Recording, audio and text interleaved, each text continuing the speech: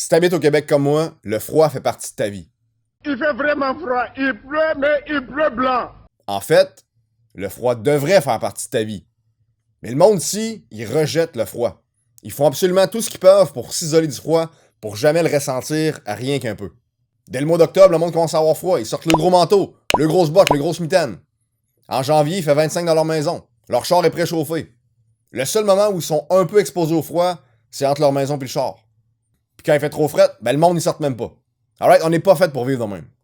Le premier hiver de la colonie de la ville de Québec, ça a été un désastre total. Sur environ 50 colons qui étaient là, il y en a moins que 30 qui ont survécu, puis de peine et de misère. Par contre, juste avant cet hiver-là, il y a un Français qui est parti, puis il est allé vivre avec les Amérindiens. Fait que le but, c'était quoi? C'est d'apprendre la langue, puis d'apprendre leur mode de vie. Ce gars-là s'appelait Étienne Brûlé. Mais lui, là, cet hiver-là, il n'a pas eu aucun problème. Puis c'est pas parce qu'il était plus au chaud que les Français. Parce que les Français, il y avait des maisons qui étaient construites, il y avait des murs de protection, il y avait du bois de chauffage. Mais par contre, ils subissaient le froid.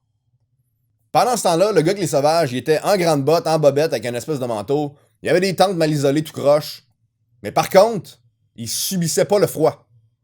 Il l'avait adopté. Comme les Amérindiens. Tout le pouvoir du froid vient de là. Ça vient du fait que tu arrêtes de subir quelque chose pour maintenant le dominer. Puis les effets sur la testostérone sont totalement exceptionnels. Ça se passe où, la production de testostérone? Dans les testicules. Les testicules sont où? Ils sont dans le scrotum. Puis le scrotum, il est à l'extérieur du corps. Mais pourquoi?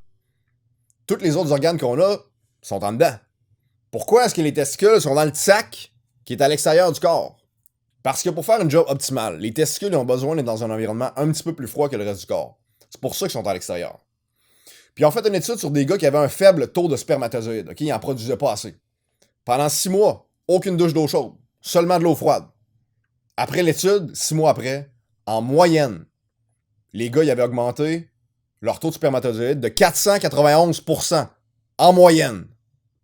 Ça veut dire qu'être au chaud 24 heures sur 24, c'est pas bon pour tes bases.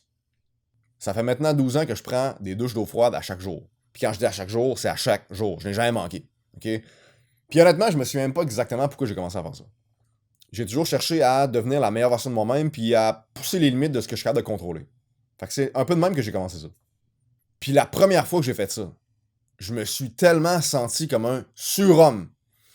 Comme si je venais genre de débloquer un nouveau sommet jamais atteint avant.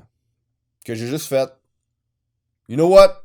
L'eau frette, c'est molle en sacrament. Puis maintenant, je fais ça tout le temps.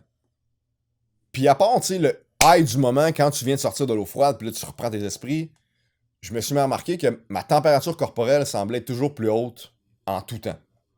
Nice. Puis là, il y a 6 ans, j'ai découvert Wim Hof dans un vidéo YouTube, un reportage de Vice.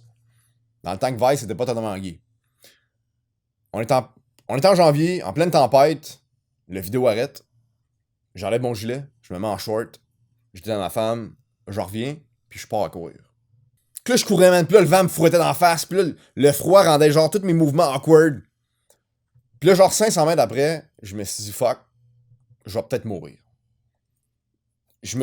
La panique s'est emparée de moi totalement, je me suis mis à avoir full peur, puis soudainement, je me trouvais vraiment en cave d'avoir fait ça. Ok, dude, tu vas peut-être mourir, genre le chest dans la neige, à 500 mètres de chez vous, en pleine ville. Really. Fait que le moins qu'on peut se dire, là, c'est que ma première exposition au froid, ça n'a pas été un succès. Mais j'ai persévéré, j'ai pris des trucs de respiration, de visualisation, puis maintenant, ça fait partie de ma routine quotidienne. À chaque jour, je pars promener mon chien en t-shirt, peu importe la température. Si tu connais un peu Wim Hof, tu sais qu'il fonctionne beaucoup avec des bains d'eau glacée. Puis je vais t'expliquer pourquoi je pense que c'est mieux de juste aller dehors au froid que de prendre des bains glacés. Premièrement, c'est plus facile. T'as juste à aller dehors. Deuxièmement, aller dehors, c'est moins intense. Les bains d'eau glacée, c'est une grosse coche de différence en termes de difficulté. Le temps que tu peux passer dehors est beaucoup plus significatif que le temps que tu peux passer dans un bain d'eau glacée. Troisièmement, ça se met facilement dans une routine. Il n'y a pas beaucoup de monde qui ont accès quotidiennement à un bain d'eau glacée. Quatrièmement, c'est plus réaliste. Si t'es au Québec comme moi, le froid, c'est notre réalité. OK? Il y a bien plus de chances que tu sois en contact avec de l'air fret au Québec que de l'eau frette. Mais ce que j'ai vraiment réalisé avec l'exposition au froid, c'est que c'est pas juste physiquement que tu te construis, c'est surtout mentalement que tu te construis. Parce que quand t'es dans le fret, là, tu peux pas être défaitiste. Tu peux pas focusser sur le fret. Tu peux pas t'apitoyer sur ton sort. Si tu fais ça, tu meurs. Ok, dans le fret, là, faut être baveux. Faut être arrogant. Faut avoir la confiance que tu vas être capable de survivre malgré le froid. Puis ça, ben ça se développe. Exactement comme un muscle. Mais au début, c'est difficile. Parce que le froid, il te ramasse. T'as l'impression qu'il est plus fort que toi. Il te fait douter. Il te fait te remettre en question. Mais après un bout, tu finis par gagner le combat. Le froid, là, il peut plus t'atteindre. Il te fait même plus peur. C'est ça qui est beau. Tu peux pas affronter le froid en étant une victime. Tu peux juste affronter le froid en étant courageux. Reviens vers le froid. Le froid qui a forgé le caractère de nos ancêtres. Décide d'accepter le froid, de l'affronter. Puis viens me dire que soudainement, tu te sens pas comme l'homme le plus mort de la Terre.